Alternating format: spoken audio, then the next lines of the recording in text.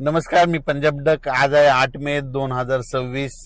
मी जात आहे मुखेडकडं. मुखेडहून इकडे धर्माबाद कडे जाणार आहे. तर या ठिकाणून या भागात असल्यामुळे या शेतकऱ्याला एक अंदाज देणार आहे. हे मुखेड हे जवळपास नांदेड जिल्ह्यामध्ये आज आहे 8 मे 2026.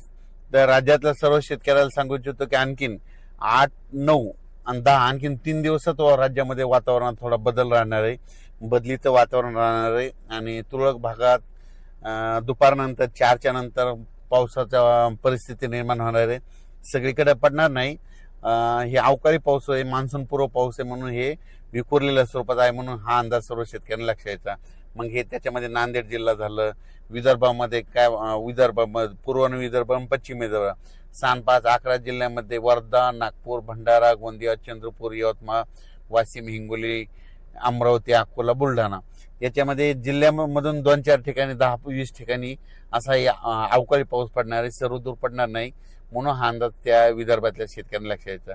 त्याच्यानंतर मराठवाड्यामध्ये नांदेड जिल्हा झालं, लातूर जिल्हा झालं, बीड जिल्हा झालं, परभणी जिल्हा झालं, जालना जिल्हा झालं, संभाजीनगर झालं, धाराशिव या भागात देखील जिल्ह्यात क्वचित मध्ये 10-15 ठिकाणी हे अवकाळी या 2 दिवसामध्ये पाऊस पडणार आहे, म्हणून हे लक्षात यायचं. पश्चिम महाराष्ट्रात देखील हीच परिस्थिती राहणार आहे आणि उत्तर महाराष्ट्रात देखील तुरळक भागातच विखुरलेल्या स्वरूपाचा हे पाऊस असणार आहे.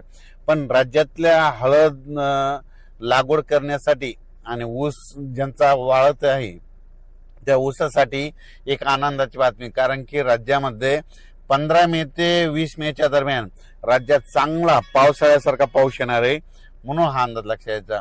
म्हणजे पाऊस कसा पडणार आहे, एक कमी दाबाचा पट्टा आहे, त्याचं चक्रीवादळात रूपांतर होईल आणि ते चक्रीवादळ काय होईल, कर्नाटक आणि महाराष्ट्राच्या दोन्ही मधातून जाईल. त्याच्यामुळे काय होईल, महाराष्ट्रामध्ये खूप पावसाळ्यासारखा काही ठिकाणी पाणी साचल, काही ठिकाणी वड्याला देखील पाणी येईल, असा पाऊस काय होणार आहे जवळपास 14 मे ते 21 मेच्या दरम्यान येणार आहे, म्हणून हा अंदाज सर्व शेतकऱ्यांनी लक्षात घ्यायचा.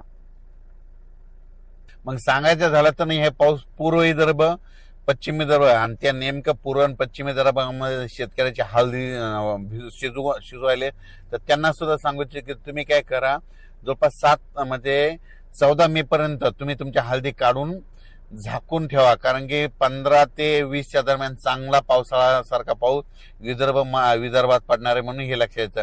मराठवाड्यामध्ये देखील नांदेड जिल्हा, परभणी जिल्हा, हिंगोली जिल्हा, जालना जिल्हा, संभाजीनगर, बीड, धाराशिव ह्या भागात देखील चांगला पावसाळ्यासारखा पाऊस पडणार आहे आणि ऊस शेतकऱ्यासाठी हे जीवदान ठरणार आहे, म्हणून हा अंदाज त्या ऊस शेतकऱ्यांनी लक्षात यायचा. पश्चिम महाराष्ट्रात देखील हे पाऊस खूप पडणार आहे. सातारा, सांगली, सोलापूर, कोल्हापूर, पुणे जिल्ह्याला देखील दिलासा भेटणार आहे.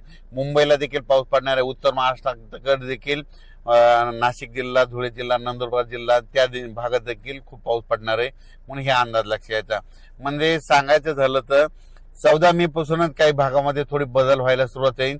मात्र 17 ते 22चा पाऊस राज्यामध्ये ठिकठिकाणी काही ठिकाणी मुसळधार बी पडेल, काही ठिकाणी रिमझिम पडेल, कुठं सोडून देईल, काही भागात जास्त होईल, त्याच्यामध्ये गारपीट देखील होईल, म्हणून हे अंदाज देखील सर्व शेतकऱ्यांनी लक्षात यायचा. त्याच्यानंतर आता मी इकडे मुख्य तेलंगणाकडे म्हणून तुम्हाला सांगतो, तेलंगणातल्या देखील खूप पाऊस पडणार आहे, म्हणून तेलंगणातल्या शेतकऱ्यांनी अंदाज लक्षात यायचा. कर्नाटककडे भागाच्या बाजूला असल्यामुळं कर्नाटकच्या देखील शेतकऱ्यांनी अंदाज लक्षात यायचा. तुमच्याकडे देखील म्हणजे जवळपास 14 मे ते 22 मेचा पाऊस कर्नाटक आणि तेलंगणा खूप पावसाळ्याच्या पेक्षा जास्त पडणार आहे, म्हणून हे अंदाज लक्षात यायचा. म्हणजे सांगायचं झालं तर कर्नाटक झालं, तेलंगणा झालं, महाराष्ट्रामध्ये जवळपास 14 मे पासून ते 22 मेच्या दरम्यान मान्सून पूर्व पाऊस चांगला पडणार आहे. आणि आजच्यानं तुम्हाला सांगू इच्छितो, पाऊस कंप्लीट 30 दिवस राहिलेला आहे, म्हणून शेतकऱ्यांनी शेतीचे कामे करून घ्या.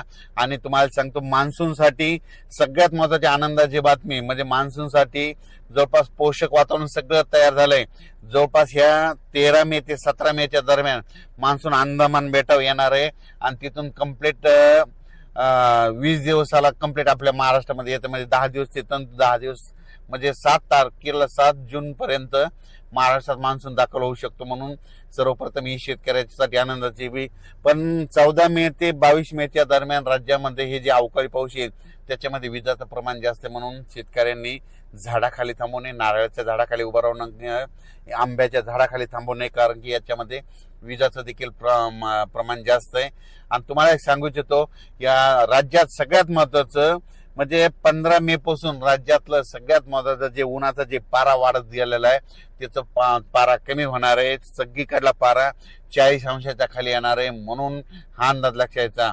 मग पारा खाली आल्याच्या नंतर राज्यामध्ये ढगाळ परिस्थिती राहील, काही काही ठिकाणी पाऊस देखील आहे. मुंबईकरांना देखील उकाड्यापासून दिलासा भेटणार आहे, पुणेकरांना देखील उकाड्यापासून दिलासा भेटणार आहे, संभाजीनगरकरांना देखील उकाड्यापासून दिलासा भेटणार आहे.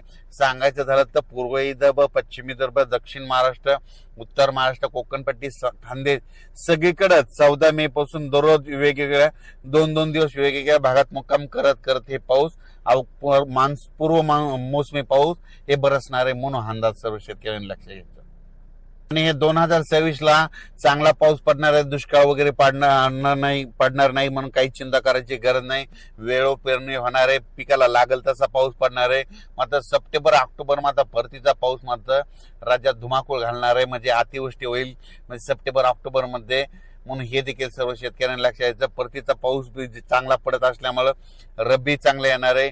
सुरुवातीला जेमतेम पाऊस पडत असल्यामुळे खरीप चांगला येणार आहे, म्हणजे यावर्षी दोन्ही पिकं चांगले येणार आहे. म्हणून शेतकऱ्यासाठी 2026 खूप चांगलं साल राहणार आहे. म्हणून शेताच्या मशागती करा, आपली शेती तयार करा, कारण की राज्यामध्ये सध्या आज म्हणजे 8, 9, 10 पर्यंत विखुरल्या स्वरूपाचा अवकाळी पाऊस येणार आहे. आणि 14 मे ते 22 मेच्या दरम्यान मात्र खूप राज्यात मान्सून पूर्व एक कमी दाबाचा पट्टा जात असल्यामुळे त्याचे चक्रीवादळात रूपांतर होऊन त्या ठिकाणी महाराष्ट्रात चांगला पाऊस पडेल, म्हणून हे अंदाज लक्षात घ्यायचा. धन्यवाद.